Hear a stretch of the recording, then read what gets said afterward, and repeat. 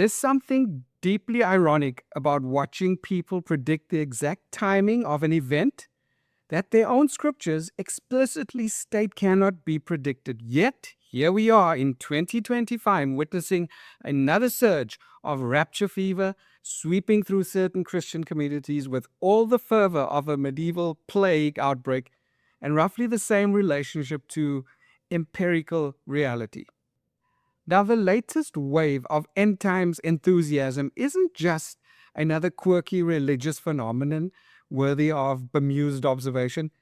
It's the continuation of a pattern so predictable, so thoroughly documented, and so persistently ignored by its participants that it deserves recognition as perhaps the most successful failed enterprise in human history. From William Miller's Great Disappointment of 1844 to the Jehovah's Witness' impressive collection of apocalyptic misfires, the business of divine scheduling has proven remarkably durable despite a perfect track record of professional embarrassment.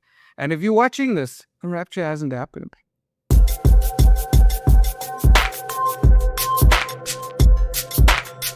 Now, before diving into the specifics of contemporary rapture enthusiasm, it's worth examining why this particular brand of religious thinking exercises such a powerful grip on the human imagination. The appeal isn't merely theological, it's deeply psychological, offering adherents something that secular life often cannot: absolute certainty about the future, moral clarity about the present, and the intoxicating prospect of ultimate vindication. And in the recent instance, a South African pastor, Joshua Mtlakela, has made headlines for predicting the rapture on September the 23rd or 24th, 2025, saying he received a vision from Christ. This triggered a wave of online chatter, preparation, belief, memes, rapture talk. People quitting jobs or selling cars as though their seats on the celestial elevator are ready. The rapture is upon us, whether you are ready or not. Today, what people will hear is God revealing his plan to his people, to the people of the world. Yeah. God took me to see the future, and then he brought me back. brought you back. And then in heaven, in a throne room, I see Jesus sitting on his throne, and I could hear him very loud and clear. I am coming soon. And to the people who are listening, please pay attention to what I'm going to say. He says to me, on the 23rd and the 24th, 2025, I will come to take my church. There's a date. There is a date. Are there other people who have also said the same thing to confirm what you have said? And the modern rapture doctrine, popularized by 19th century theologian John Nelson Darby and later systemized into dispensationalism, presents believers with an elegant solution to the messiness of existence. Rather than wrestling with the complex realities of social progress, environmental challenges, or the slow grind of incremental change, rapture theology offers a cosmic reset button. All of humanity's problems will be solved not through human effort, but through divine intervention. And soon. The mindset transforms believers into passive observers of their own fate. Albeit observers with insider knowledge, they become spiritual meteorologists, scanning current events for signs of the approaching storm while everyone else goes about their daily lives in blissful ignorance. It's a deeply satisfying narrative that casts its adherents as both victims and heroes of a cosmic drama. But there's a problem with this theological weather forecasting. It has a worse track record than your local news anchor's weekend predictions. And to understand the current rapture craze, we must first examine its intellectual ancestry in the Millerite movement of the 1840s.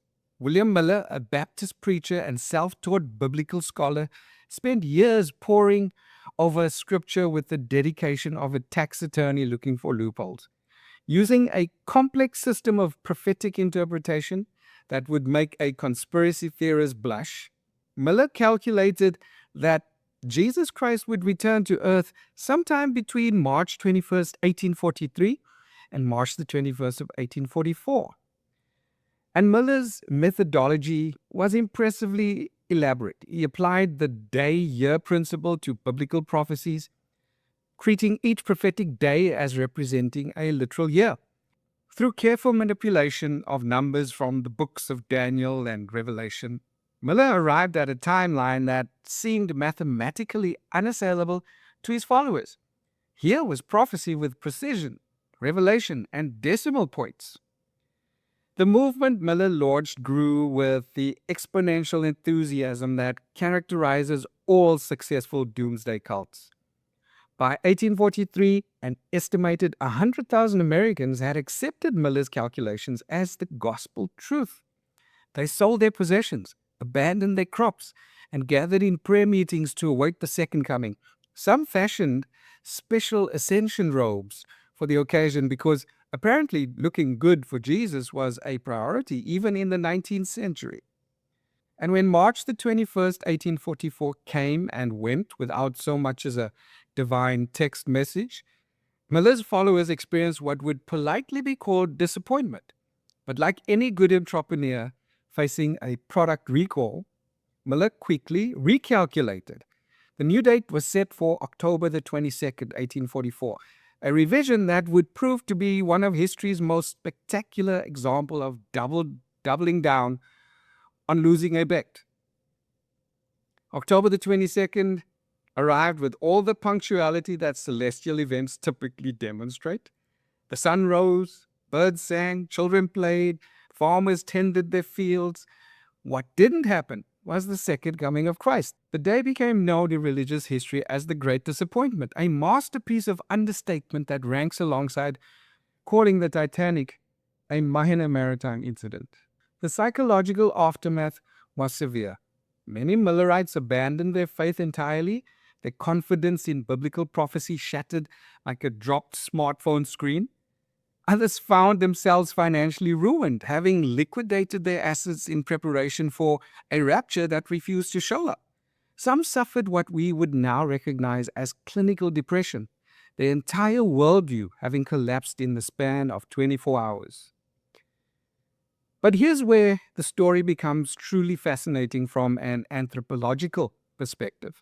Rather than abandoning apocalyptic thinking altogether, significant portions of the Millerite movement fragmented into new groups, each offering their own explanation for why the prophecy had succeeded in ways that weren't immediately apparent to the naked eye. And among the most successful inheritors of Millerite disappointment were the group that would eventually become known as Jehovah's Witnesses. Founded by Charles Taze Russell in the 1870s, this organization took the bold step of not just learning from Miller's mistakes, but institutionalizing them into a systematic theology of perpetual anticipation. Russell, who clearly possessed the entrepreneurial spirit necessary to build a successful apocalyptic franchise, initially predicted that Christ would return in 1874. When 1874 proved to be disappointingly normal, Russell didn't admit error. He pivoted. Christ had returned, Russell explained, but invisibly. The second coming had occurred in the spiritual realm, undetectable to the human senses, but verifiable through careful biblical interpretation. It was theological genius. How do you disprove an invisible event? Not content with one invisible return, Russell next predicted that 1914 would mark the end of the Gentile times and the establishment of God's kingdom on earth. This date was calculated using the same prophetic arithmetic that had failed Miller, but with new and improved mathematical gymnastics. Russell's followers prepared for 1914 with the same enthusiasm their spiritual ancestors had shown for 1844. Then something remarkable happened. 1914 actually did turn out to be significant, just not in the way Russell had predicted. Instead of God's kingdom descending from heaven, World War I erupted across Europe with unprecedented violence. For the Watchtower organization, this was close enough to count as prophetic success. The war was reinterpreted as the beginning of the last days, and Russell's reputation as a prophet was posthumously salvaged through creative mental gymnastics again. And this pattern, predict specific dates, watch them pass uneventfully, then reinterpret the failure as a different kind of success, became the Watchtower's signature move. Russell's successor, Joseph Judge Rutherford, continued the tradition with predictions for 1918, 1920, and 1925. Each failure was followed by refined calculations and renewed enthusiasm. The 1925 prediction was particularly ambitious. Rutherford proclaimed that this date would mark not only the establishment of God's kingdom, but the resurrection of Old Testament patriarchs, including Abraham, Isaac, and Jacob. The organization even built a mansion in San Diego called Beth Sarim to accommodate these returning biblical celebrities. When 1925 arrived without any patriarchal house guests, mansion became a rather expensive monument to prophetic overconfidence. But the Jehovah's Witnesses were just getting started. The organization's next major prophetic venture targeted 1975 as the year marking 6,000 years since Adam's creation, and by extension, the beginning of the millennium. The campaign was more sophisticated than previous efforts, with detailed chronological charts and mathematical models that would have impressed a NASA mission planner. And the build-up to 1975 generated intense enthusiasm within the organization. Members sold homes, postponed education, delayed medical treatments, and avoided having children, all in preparation for a paradise that was literally just around the corner. Kingdom halls buzzed with excitement as congregants compared their rapture preparations. Well, we all know 1975 came and went with the same stubborn normalcy that had characterized all previous predicted dates. The following year saw a significant exodus from the organization as disappointed members finally recognized the pattern that observers had been pointing out for decades. But the Watchtower had developed institutional antibodies against such criticism. The failure was attributed to misplaced enthusiasm among rank-and-file members, while leadership claimed they had never made definitive predictions, despite a paper trail of publications that suggested otherwise. And then, of course, the 1995 revision of the generation doctrine represented perhaps the most creative theological contortion in the organization's history. After spending decades teaching that the generation alive in 1914 would witness Armageddon before dying off, the Watchtower quietly redefined generation to meaning something more elastic and indefinite. And this allowed them to maintain urgency while avoiding the embarrassment of another date-specific failure. Fast forward to the 21st century, and we find that the essential dynamics of Millerite apocalypticism are alive and well, merely updated with modern technology and marketing techniques. Today's rapture enthusiasts operate in an environment that Miller and Russell could never have imagined. Social media algorithms that reward sensational predictions, cable television networks hungry for content, and a fragmented information landscape where any sufficiently confident voice can attract a following. The modern rapture industry, and it is very much an industry, has learned valuable lessons from its predecessors while somehow remaining oblivious to the most obvious one, that being specific with your prophetic dates invariably leads to prophetic embarrassment. Contemporary end times entrepreneurs have largely abandoned specific date setting in favor of what might be called imminence marketing, constantly suggesting that the rapture is about to occur without committing to a timeline that can be definitely disproven. And this approach has proven remarkably durable by maintaining that the rapture could happen at any moment, while simultaneously passing current events for prophetic significance. Modern rapture theologians have created a sustainable business model that generates constant urgency without risking the kind of mass disappointment that destroyed the Millerite movement. And the techniques are familiar to anyone who has observed apocalyptic movements over the past 2 centuries. Current events are scrutinized for their prophetic significance, with geopolitical tensions, natural disasters, technological developments, and cultural changes all interpreted as signs of the approaching end. The establishment of Israel in 1948 has been particularly useful in this regard, providing a seemingly objective prophetic milestone that can be used to argue for the proximity of the end times. But the most striking aspect of contemporary rapture enthusiasm is its apparent imperviousness to historical awareness. Despite having access to more information about the track record of apocalyptic predictions than any previous generation, today's rapture believers seem genuinely convinced that their version of end times prophecy is different from all their failed attempts that preceded it.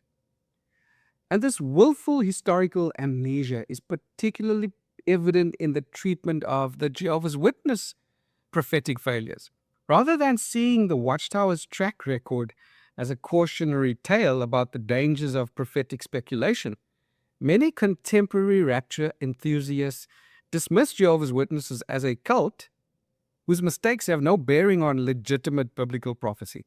And this distinction allows them to maintain confidence in their own prophetic interpretations while acknowledging the failures of others. What drives individuals to repeatedly invest emotionally and financially in predictions that have a perfect track record of failure?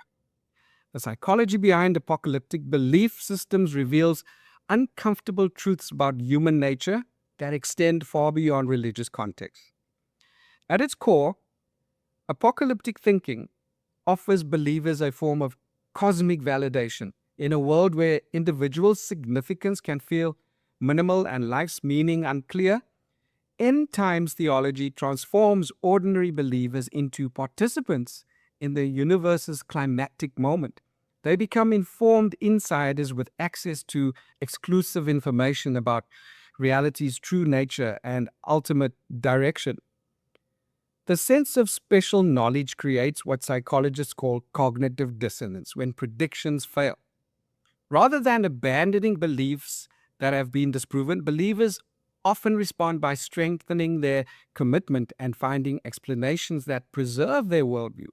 The prophecy wasn't wrong, it was misunderstood, or its fulfillment was invisible, or the date was slightly miscalculated. The social dynamics within apocalyptic communities reinforce this psychological pattern. Members who express doubts about prophetic teachings risk losing their social network, their sense of purpose, and their identity as part of an elite group with special insight. The cost of admitting error extends far beyond intellectual embarrassment to encompass social exile and existential crisis. Moreover, the constant expectation of imminent vindication creates an addictive cycle of anticipation and disappointment that paradoxically strengthens rather than weakens faith. Each failed prediction becomes evidence of Satan's deception or God's mercy in delaying judgment, never evidence that the prediction framework itself might be flawed. And this pattern explains why apocalyptic movements tend to survive their prophetic failures and often emerge stronger than before. The Great Disappointment didn't end Millerite influence, it dispersed it into multiple new movements, each claiming to have solved the interpretive problems that led to the original failure. The Jehovah's Witnesses, numerous prophetic misses, haven't destroyed the organization. They've refined its ability to maintain urgency while avoiding accountability. And the internet era has transformed apocalyptic belief from a niche religious phenomenon into a multimedia entertainment complex. YouTube channels dedicated to end times speculation attract millions of views, generating significant advertising revenue for content creators who specialize in finding prophetic significance in current events. Books predicting imminent rapture regularly appear on bestseller lists, while televangelists build media empires around the promise of inside information about God's timeline. And this commercialization of apocalyptic belief has created perverse incentives that ensure its continued popularity regardless of its predictive accuracy. Success is measured not by prophetic fulfillment, but by audience engagement, book sales, and donation levels. A failed prediction can be as profitable as a successful one, provided it generates sufficient attention and emotional investment from believers. The result is a constantly evolving landscape of prophetic interpretation that adapts to new circumstances while maintaining the core promise of imminent vindications. When the Y2K computer bug failed to trigger global collapse, end times entrepreneurs seamlessly pivoted to new scenarios involving terrorism, economic crisis, and natural disasters.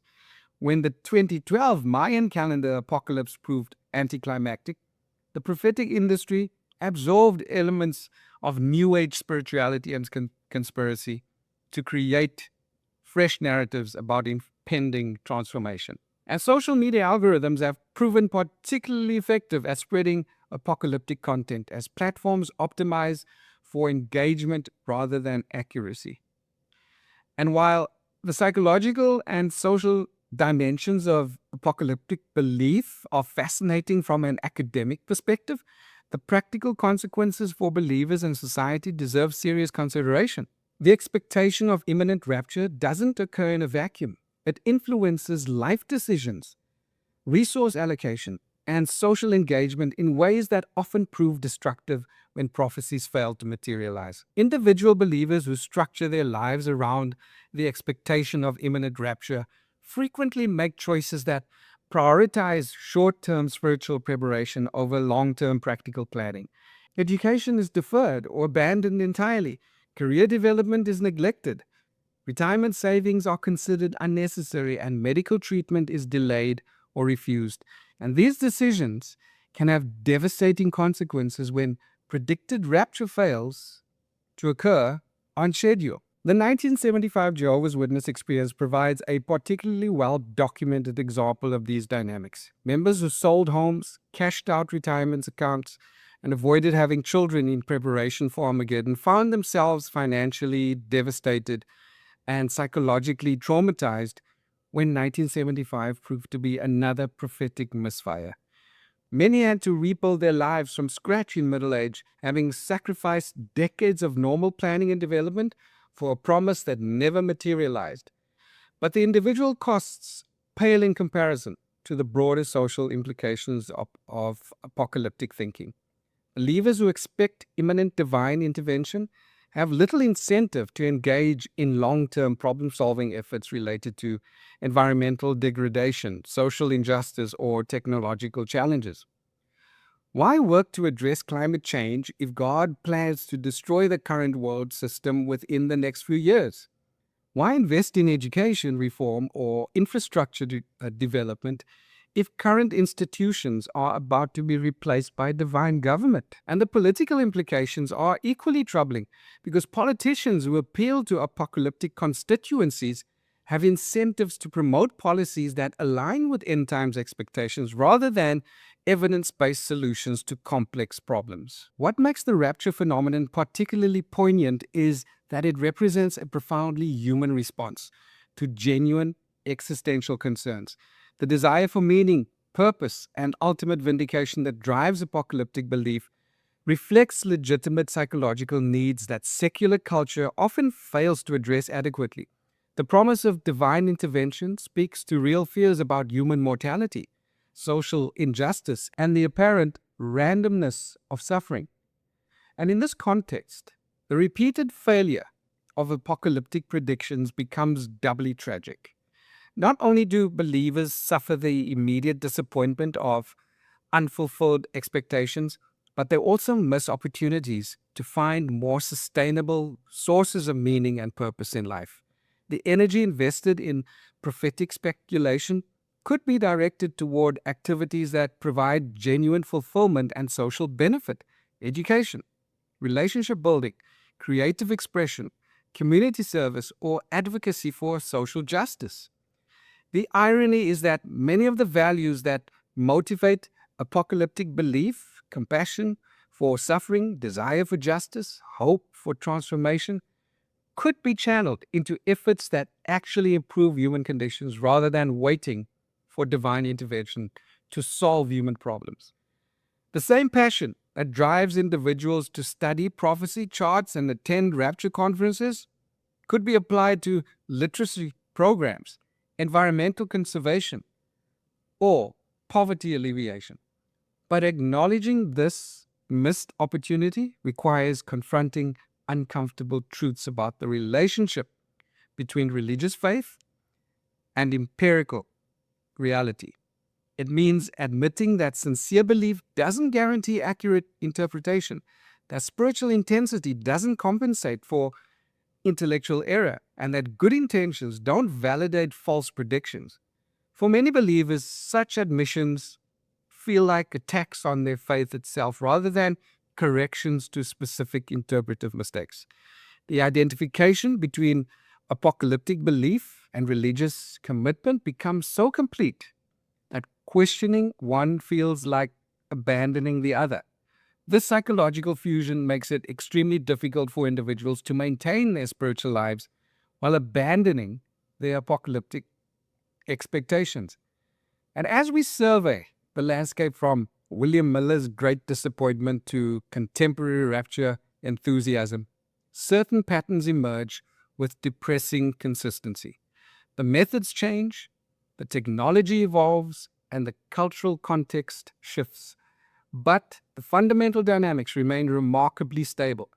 Charismatic leaders make confident predictions based on creative biblical interpretation.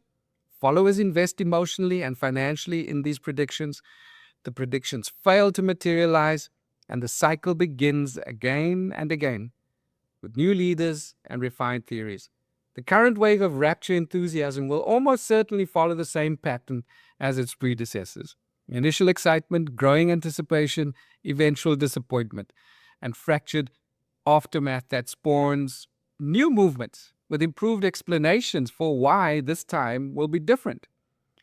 Looking ahead, we can predict with considerably more confidence than any rapture enthusiast that apocalyptic belief will continue to flourish despite its perfect record of predictive failure. The psychological needs that drive such belief are too fundamental, the social dynamics too powerful, and the commercial incentives too attractive for the phenomenon to simply disappear due to intellectual embarrassment. The story of apocalyptic prediction from Miller to present day is ultimately a story about the human capacity for self-deception in service of psychological comfort. It reveals our species' remarkable ability to maintain hope in the face of repeated disappointment, to find meaning in random events, and to prefer dramatic narratives over mundane realities. The current wave of rapture enthusiasm will pass, like all the waves before it. The believers will age, the predictions will fail, and new movements will emerge with fresh explanations for why this time will be different. The cycle will continue because the underlying human needs that drive it are real, even if the proposed solutions are consistently illusory.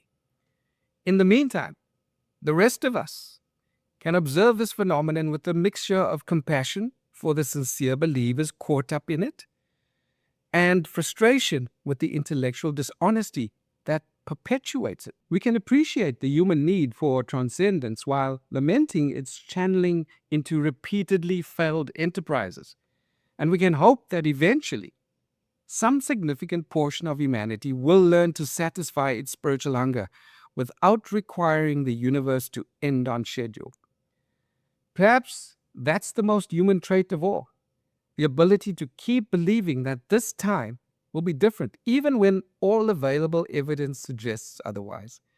In that sense, apocalyptic belief isn't an aberration from normal human psychology, but an extreme expression of it. We are all prone to finding patterns where none exist, meaning where none can be proven, and hope we experience suggests despair.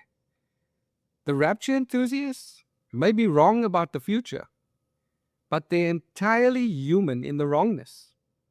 And in a world that often feels meaningless and random, perhaps being entirely human is both the best and the worst we can manage.